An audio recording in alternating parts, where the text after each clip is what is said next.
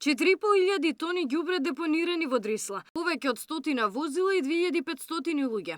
Ваков е исходот од досегашната акција на Ѓоргиевски. На неколку часа пред истече рокот да го исчисти цел град, новиот градоначалник веќе е задоволен од резултатите. За Сител вели дека градот е уреден, а ветувањето исполнето. Над 4.500 тони досега се собрани и транспортирани до Дрисла.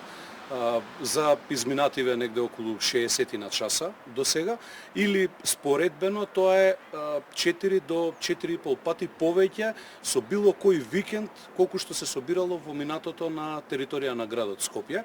Над 2500 луѓе на кои што сум исклучително благодарен се вклучија во оваа активност. Сител и денеска направи обиколка. Специјализираните возила оперираа низ скопските улици. Најголемиот дел од контейнерите се празни. Веќе нема отпад ниту надвор од нив. Вчера вечер надлежните служби работеа многу интензивно на чистење на секој дел од плоштадот во Македонија. Акцијата продолжува и денес, со навистина поинтензивно темпо. Меѓутоа рокот кој што Ѓоргиевски сам си го постави за чисто и уредно Скопје истекува вечерва во 20 часот и 30 минути.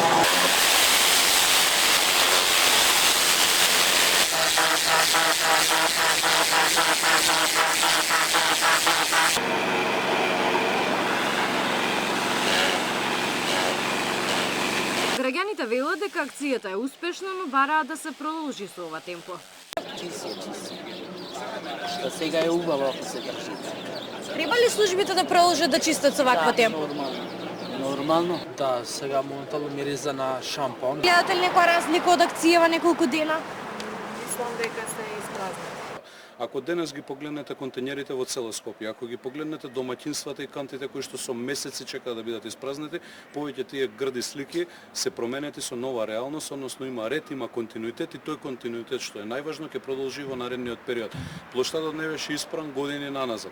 Веќе плоштадот е чист како никогаш досега. Градскиот парк не бил вака среден, искосен и во функција на граѓаните како што е денес. Кејот исто така, оние вештачки направени острови внатре во речното корито веќе се минато и тој континуитет ќе продолжи понатаму.